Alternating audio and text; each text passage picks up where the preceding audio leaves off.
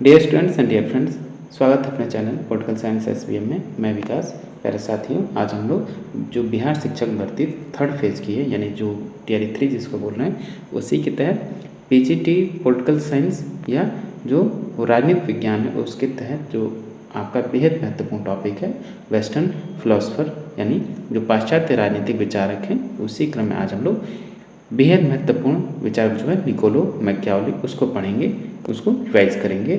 Machiavelli को ये आधुनिक राजनीतिक विज्ञान का जो जनक है उसको क्यों बेहद महत्वपूर्ण है। ये एक तो उधर प्लेटो अरस्तु, इधर मैकियावेली, फिर हॉब्स, लॉक, रूसो, फिर बेंथम, मिल और जॉन रॉल्स। ये तो आपको होना चाहिए। फिर इसके बाद कार्ल मार्क्स और माओ जेडोंग, ये सब आपको पढ़ा हुआ बेहतर पढ़ा हुआ होना चाहिए। और इसी से मोस्टली इसी से प्रश्न आते हैं। तो हम लोग जितने पॉलिटिकल फिलोसफर हैं, पॉलिटिकल थिंकर्स हैं, वेस्टर्न और इंडियन दोनों को पढ़ रहे हैं ताकि आपकी जो बेसिक है वो तैयार हो जाए। क्योंकि बीपीएससी आपसे कंसेप्ट पूछ रहा है, कंसेप्ट आधारित पूछ रहा है। और हम लोग ये जो आपके नोट्स हैं, इंपॉर्टेंट जो नोट्स हैं आपके राजेश मिश्रा सर की पुस्तक से हैं, राजनीतिक विज्ञान एक समग्र अध्ययन से। तो आपका कैसे भी सिलेक्शन हो, बेहतर कंटेंट अवेलेबल हो आपको, उसी में हम लोग लगातार प्रयासरत हैं ताकि आपका एक सीट जो है सिलेक्ट हो सके, आपका सिलेक्शन हो सके। और कोई वो नहीं है, आप पॉजिटिव रहिए। अब देखिए, पहले ही हम लोग चर्चा कर चुके थे, जो आपका एग्ज़ाम है जून में होगा, द्वितीय सप्ताह में आपका एग्ज़ाम होगा। तो ज़्यादा समय नहीं है, आप जितना पढ़ेंगे उतना ही आपके लिए बेहतर होगा। अगर आपको सिलेक्शन लेना है तो आपको गर्मी या कोई रिश्तेदारी, नातेदारी या और आपको जो माइंड डिस्ट्रैक्ट होता है उससे आपको एकदम दूर दूर तक नाता नहीं होना चाहिए। बस आप 50 दिन 45 दिन आप अपने को सेव कर लीजिए और एकदम पॉजिटिव रहिए। किसी से किसी प्रकार कोई नेगेटिविटी बात नहीं करनी है। बस 45 दिन के लिए आप अपना दूसरे से एकदम दुनिया से कट जाइए, आपका सिलेक्शन जरूर होगा।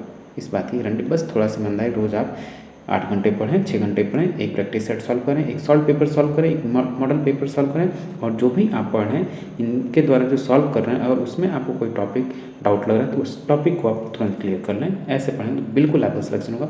और हाँ, आप जो जीएस का सेक्शन है उस पर भी ध्यान दें। चलिए ठीक है। और आपसे रिक्वेस्ट है कि प्लीज़ आप चैनल को सब्सक्राइब कीजिए। अगर आपको यही हम लोगों का, जितना आप लोग सब्सक्राइब करेंगे, वीडियो को लाइक करेंगे और कोई डाउट या कमेंट बॉक्स करेंगे या शेयर करेंगे, वो इसी से हम लोगों का कॉन्फिडेंस बढ़ता है ताकि हम आप लोग के लिए और बेहतर कर सकें। ठीक। और आप किसी को पेड PDF की आवश्यकता है तो इस व्हाट्सएप नंबर पर आप व्हाट्सएप कर सकते हैं। चलिए आज मैकियावेली को पढ़ते हैं, जो कि राजनीतिक विज्ञान, पाश्चात्य राजनीतिक विज्ञान या पाश्चात्य राजनीतिक विचार के क्रम में बेहद महत्वपूर्ण स्थान है। इसी से आधुनिक राजनीतिक विज्ञान की शुरुआत होती है। ये मैकियावेली को पढ़ रहा हूँ। ये आपका राजेश मिश्रा सर की पुस्तक का नोट्स है, आप इसको अच्छे से पढ़ लीजिए। मैं रिकमेंड करूँगा कि अगर आपने कोई टेक्स्ट बुक नहीं लिया है तो बताओ रिवीजन के तौर पे आप इस पुस्तक को ले सकते हैं, लेकिन पूर्णतः इस पर आपको डिपेंड नहीं रहना है। ये बस फुटनोट्स है, आपको बताओ रिवीजन के लिए, लेकिन आपको टेक्स्ट बुक पढ़ा होना चाहिए। ठीक। तो आइए आज हम लोग मैकियावेली को पढ़ते हैं। Niccolo Machiavelli. इसका जन्म हुआ आपका कहाँ, कब हुआ? 1469 में और मृत्यु कब हुई? 1527 में। ये आपको याद रखना है। निकोलो मैकियावेली इसका पूरा नाम था। और ये आपका देखिए, चलिए बेसिक थोड़ा सा जान लेते हैं इसके बारे में। आधुनिक युग के उद्धारक निकोलो मैकियावेली का जन्म इटली के पुनर्जागरण आंदोलन के अग्रणी फ्लोरेंस नगर के एक संपन्न परिवार में 3 मई 1469 को हुआ था। याद रखिएगा, मैकियावेली ने अपनी रचना द प्रिंस फ्लोरेंस के शासक लॉरेंजी डी मेडिसी को समर्पित की थी। ठीक। आपको बेसिक चीज़ें पता होना चाहिए कि जो मैकियावेली का जन्म है इटली में हुआ था और फ्लोरेंस नगर में हुआ था। और इसके जन्म के समय जो यहीं से आपका जो एकदम बुद्धिजीवी वर्ग का केंद्र बन गया था इटली। और यहीं से जो उसने पुस्तक लिखी द प्रिंस लिखे, तो फिर आगे लिखेगा द आर्ट ऑफ वॉर। और इसी पुस्तक के माध्यम से फेमस हो गया। और ये पुनर्जागरण का शिशु कहते हैं, पुनर्जागरण का अग्रदूत कहते हैं, या आधुनिक राजनीतिक विज्ञान का जो दर्शन है। ठीक। और आधुनिक राजनीतिक विज्ञान मतलब धर्म और राजनीति को, या धर्म और राजनीति और नैतिकता को अलग करने वाला प्रथम विचारक हुआ। इसी वजह से हम इसको आधुनिक राजनीतिक विज्ञान का जनक कहते हैं। चलिए मैकियावेली ने अपनी रचना द प्रिंस, हाँ ये हो गया। फिर मैकियावेली की पुस्तक द प्रिंस को हीगल ने महान और एक वास्तविक प्रभावशाली राजनीतिक विज्ञान व्यक्ति की सच्ची धारणा की संज्ञा दी है जिसका सर्वोच्च तथा मान उद्देश्य होता है। ठीक, मैकियावेली के विचारों की पृष्ठभूमि क्या है, या जो मैकियावेली के विचार हैं उनके विचार इस किससे प्रभावित हुए, या उसके अपने विचार का निर्माण किन आधारों पर किया, या उसके क्या मुख्य वजह थे, तो वही पृष्ठभूमि है। मैकियावेली के समय यूरोप में तेजी से राजनीतिक परिवर्तन हो रहे थे। राजनीतिक परिवर्तन से आशय सामंतवाद से पूर्ण निरंकुश राजतंत्रीय सत्ता का विकास हो रहा था तथा चर्च का प्रभाव निरंतर कम हो रहा था एवं एक नए वाणिज्यिक वर्ग का उदय हो रहा था। ये उसकी विचारों की पृष्ठभूमि है। समुद्री यात्राओं का विकास तथा छापे खाने की मशीन का भी विकास हुआ। डनिंग ने मैकियावेली को अपने युग का शिशु कहा है। ये बेहद महत्वपूर्ण कोट है, आप इसको कहीं नोट कर लीजिए। ये आपसे पूछा जाता है कि किसने मैकियावेली को अपने युग का शिशु कहा है, तो डनिंग महोदय ने कहा है। सेबाइन के अनुसार मैकियावेली यदि कुछ वर्षों बाद पैदा होता तो उसके विचार अलग होते।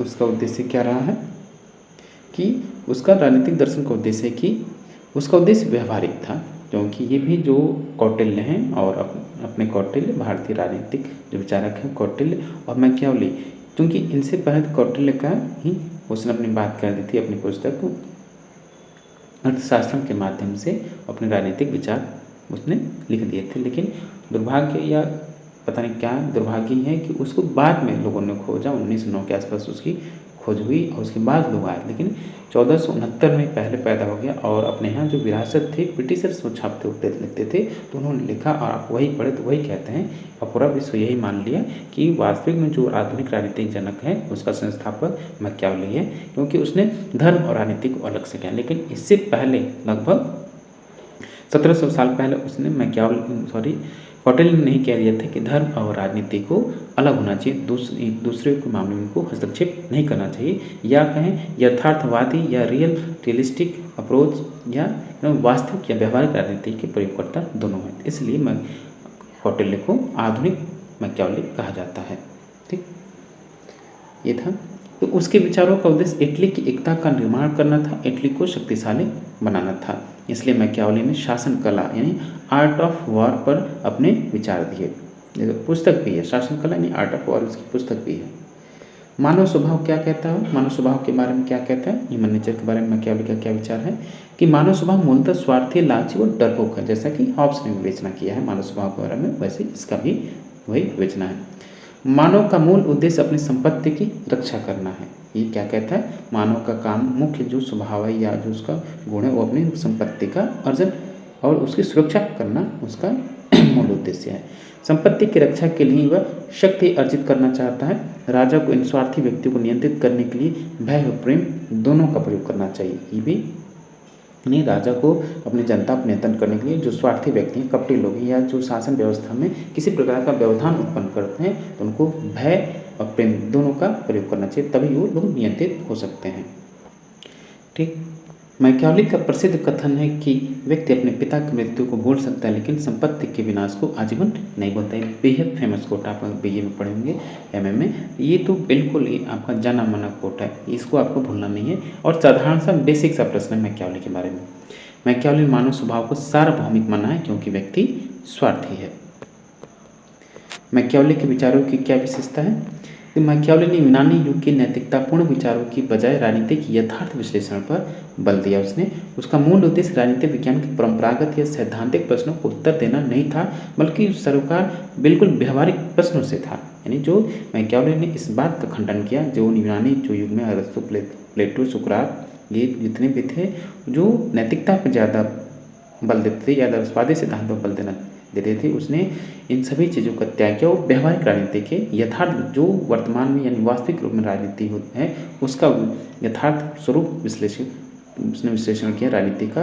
और फिर वो उसका क्या था, सिद्धांत पर ज़्यादा व्यवहार नहीं था, बल्कि समस्या क्या है, समस्या की जड़ क्या है, उसके प्रश्नों का उसका उत्तर देना था। ठीक, मैकियावेली ने कई आधुनिक राजनीतिक विचारों का विचारोपण किया, यानी उसने कई आधुनिक राजनीतिक विचारों का शुरुआत किया, प्रारंभ किया। उसने संप्रभुता, भाषा आधारित राष्ट्र राज्य, धर्मनिरपेक्षता और गणतंत्र जैसे विचारों का शुभारंभ किया। धर्मनिरपेक्षता का सिद्धांत वहीं से आता है और गणतंत्र की बात वो वहीं से आता है। ठीक, और संप्रभुता का भी सिद्धांत उसने दिया, लेकिन व्यवस्थित तो बाद में गोंदा ने किया। शासन कला पर विचार किया उसका, यानी शासन किस प्रकार किया जाना चाहिए उस पर उसका क्या विचार है।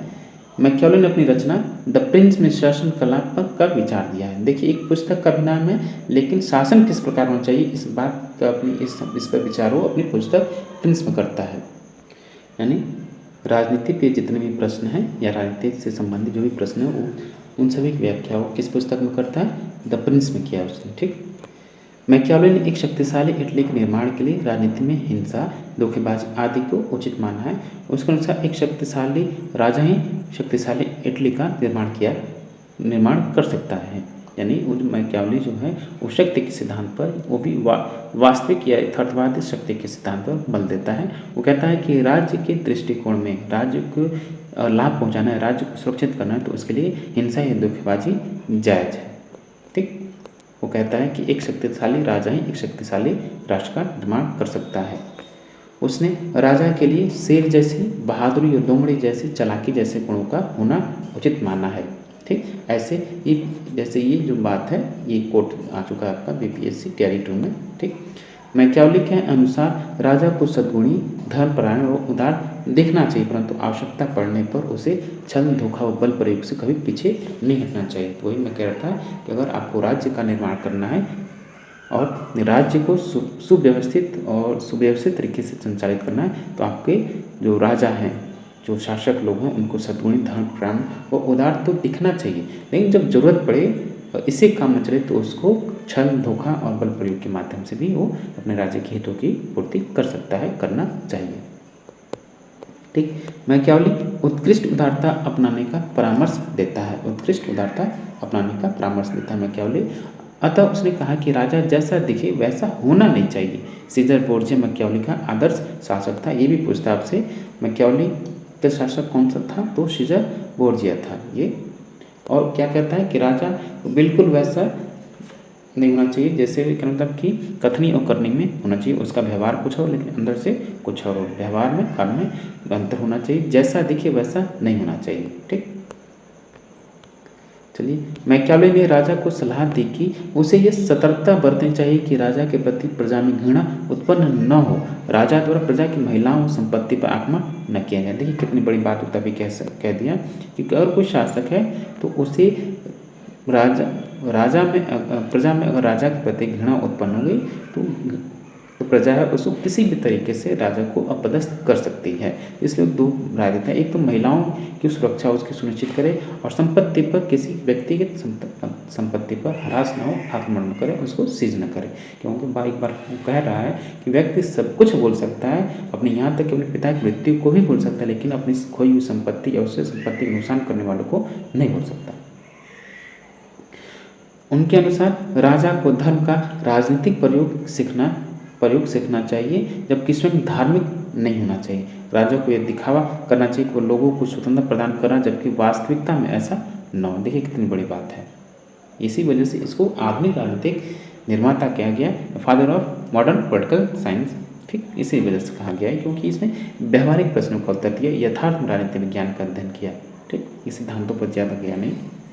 राज्य की सुरक्षा के लिए नागरिक सेना का समर्थन किया, भाड़े की सेना का समर्थन नहीं किया। ये भी कई बार प्रश्न में आपके आता है कि कौन भाड़े की सेना का समर्थन नहीं करता है, क्योंकि भाड़े की सेना कभी भी बदल सकती, क्योंकि अभी रूस में जो था वो अलग हो गए थे, फिर बाद में अभी रूस यूक्रेन का जो युद्ध हुआ उसमें भी भाड़े की सेना ने अपनी ही सेना के खिलाफ उसने विद्रोह कर दिया। तो जिसका वर्णन उसने अपनी आर्ट ऑफ वॉर में किया है।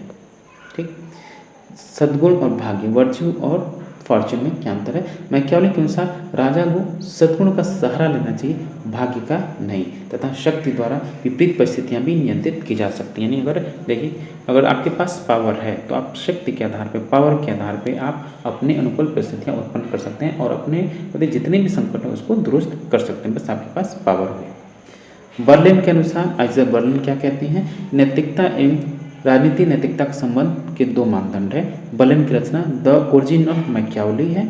मैकियावेली के विचारों में शक्ति, पावर पॉलिटिक का विचार पाया जाता है। उसने राजनीति को धर्म से पृथक कर दिया। यानी राजनीति और जो चर्च है, बार बार जो चर्च यानी राजा के कार्यों में या राज्य के कार्यों में चर्च बार बार जो दखल दे रहा था, इंटरफेरेंस कर रहा था, जो इंटरफेयर कर रहा था, उसको उसने कह दिया कि नहीं, चर्च का काम चर्च में और पूजा अर्चना करे और राजा काम में शासक चलाना, स्वतंत्र रूप से अपने राज्य का शासन करे। ठीक, उसने राजनीति और नैतिकता के मध्य नवीन संबंधों का निर्माण किया। मैकियावेली के अनुसार राजा पर नैतिक मानदंड लागू नहीं होते। यदि राजा नैतिक मानदंडों से बंधा होगा तो यह उसके लिए हानिकारक, यानी राज्य को हितों, अगर राज्य के हितों की पूर्ति करनी है तो आपको नैतिकता की सहारा लेने की जरूरत नहीं पड़ेगी, नहीं पड़नी चाहिए। नहीं, नैतिकता की से आप अपने राज्य को संचालित कर सकते हैं। तो कहता है कि जरूरत पड़े तो आप इन सब चीज़ों को आप त्याग भी सकते हैं, बस अपने राष्ट्र की सुरक्षित, राष्ट्र को शक्तिशाली और राष्ट्र को और मजबूत बनाने के लिए, उसके हितों की पूर्ति के लिए आप कुछ भी निर्णय ले सकते हैं, बस वो राष्ट्र के हित में हो। नैतिकता के मानदंड आम व्यक्तियों पर लागू होते हैं। उसने नैतिकता की नई परिभाषा देते हुए कहा कि शासक द्वारा राज्य को शक्तिशाली बनाने के लिए किया गया कोई भी कार्य नैतिक है। ठीक, यानी कोई भी राज्य को, राजा जो है राज्य को शक्तिशाली बनाना चाहता है तो उसे कोई भी कार्य नैतिक नहीं, सब नैतिक है, सब जायज़ है।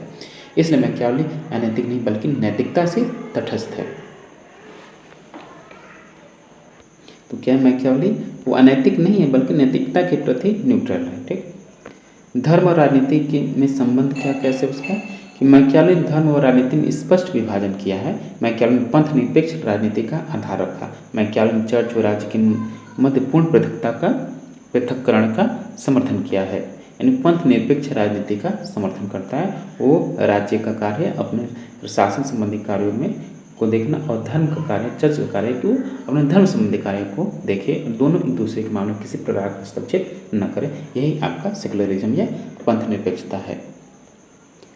क्योंकि चर्च इटली में एक नैतिकता पैदा क्योंकि चर्च इटली में एकता पैदा करने में समर्थ नहीं है एवं अन्य शक्तियों को भी एकता उत्पन्न करने में बाधा उत्पन्न कर रहा है। जब आप पुनर्जागरण या कंसिलियर मूवमेंट को पढ़ेंगे तो आपकी चीज़ क्लियर हो जाएगी, कैसे जो राज्य था उसमें कितना कमज़ोर हो गया था चर्च के आगे। चर्च ही सब कुछ हो गया था, चर्च ही राजा के कार्यों को निर्देशित करता था या उनको पदस्थ कर दिया। चर्च युद्ध में भाग करने लगा, चर्च राज्यों को जीतने लगा, इस वजह से ज़्यादा पावरफुल हो गया और राज्य के मामले में ज़्यादा हस्तक्षेप करने लगा, जिसकी वजह से जो नैतिकता है और तमाम तरह के दुश्वारियाँ उत्पन्न हुई, विपरीत परिस्थितियाँ उत्पन्न हुई, उसी चीज़ों को समाप्त करने के लिए मैकियावेली ने कहा कि दोनों एक दूसरे से स्वतंत्र हों, इसलिए पंथ निरपेक्षता की राजनीति का समर्थन किया उसने। मैकियावेली चर्च का प्रबल विरोधी था, लेकिन वो धर्म का विरोधी नहीं था। मैकियावेली ने इटली के नैतिक अपकर्ष के लिए चर्च को जिम्मेदार माना। मैकियावेली की शासन पद्धति क्या है? ठीक, द डिस्कोर्स, उसकी 2 पुस्तक हो गई, the Prince, the art of war और द डिस्कोर्स में मैकियावेली ने स्वतंत्रता का भी समर्थन किया। उसने कहा कि प्राचीन रूप में स्वतंत्रता सभी के लिए उपलब्ध थी, इसलिए विधि निर्माता की कर्तव्य है कि उस स्वतंत्रता को संरक्षित करे। मैकियावेली ने अपनी रचना द प्रिंस तथा द डिस्कोर्स में शासन पद्धति का वर्णन किया है। द प्रिंस में शक्तिशाली राजा का समर्थन किया तथा द डिस्कोर्स में गणतंत्री राज्य का समर्थन किया। यह आपसे पूछा जाता है कि मैकियावेली अपनी किस रचना में रिपब्लिक स्टेट का या रिपब्लिक फॉर्म ऑफ स्टेट या गणतंत्र का समर्थन करता है, तो आंसर होगा द डिस्कोर्स। ठीक, मैकियावेली ने व्यवहारिक रूप में निरंकुश राजतंत्र का सर्वश्रेष्ठ शासन प्रणाली माना। मैकियावेली ने व्यवहारिक रूप में निरंकुश राजतंत्र को सर्वश्रेष्ठ शासन प्रणाली मानता है, लेकिन सैद्धांतिक रूप में उसने गणतंत्र को सर्वश्रेष्ठ शासन प्रणाली माना तथा गणतांत्रिक शासन की सुरक्षा बेहतर होती है। व्यवहारिक रूप में वो किसको मानता है? निरंकुश तंत्र को मानता है, निरंकुश राजतंत्र का, लेकिन सर्वश्रेष्ठ सैद्धांतिक रूप में वो गणतंत्र को सर्वश्रेष्ठ मानता है। ठीक, प्यारे दोस्तों, आपसे रिक्वेस्ट करना चाहेंगे, प्लीज़ आप चैनल को जरूर सब्सक्राइब करें। ठीक, और वीडियो को लाइक करना ना भूलें। ठीक, इससे हम लोगों का कॉन्फिडेंस बढ़ता है, जितना आप सब्सक्राइब करेंगे, अपने दोस्तों में शेयर करेंगे, बस यही हम लोगों से आपसे उम्मीद करते हैं। कोई ज़्यादा हम लोगों का वो नहीं है कि एकदम बिजनेस करें या एकदम धन करें, ऐसा कुछ नहीं। ठीक, एक और चीज़, अगर आपको PDF की आवश्यकता है तो आप इस मोबाइल नंबर पर व्हाट्सएप कर सकते हैं, जिसमें आपको तमाम प्रैक्टिस सेट और आपके जो टॉपिक वाइज MCQs हैं वो मिलेगा, जो इसका लेवल PPSC के आधार पर तय किया गया है, और तमाम जो मॉडल पेपर है, 5 ऑप्शन वाला जो मॉडल पेपर है वो भी आपको मिलता रहेगा। ठीक, चलिए, मैकियावेली ने कहा कि आम नागरिकों का सामूहिक विवेक एक व्यक्ति के विवेक से ज़्यादा महत्वपूर्ण होगा। ठीक, उसने स्पष्टतः कहा है कि गणतंत्रीय शासन सर्वश्रेष्ठ होता है, लेकिन ये उन्हीं समाजों में लागू हो सकता है जहाँ व्यक्ति सद्गुणी हो। उसके अनुसार स्विट्जरलैंड देश में यह प्रणाली लागू की जा सकती है क्योंकि यहाँ के व्यक्ति सद्गुणी हैं। ठीक, शक्ति क्या है मैकियावेली के अनुसार? मैकियावेली के विचारों में शक्ति राजनीति का समर्थन किया गया है। मैकियावेली ने केंद्रित शक्ति यानी जो सेंट्रलाइज्ड पावर है उसका समर्थन करता है। शक्ति को बढ़ाने के लिए बल प्रयोग अंतिम विकल्प के रूप में करना चाहिए। शक्ति को बढ़ाना है तो बल प्रयोग आपका अंतिम प्रयोग, बाकी उससे पहले साम दाम दंड भेद का प्रयोग कर सकते हैं, छल कपट का प्रयोग कर सकते हैं।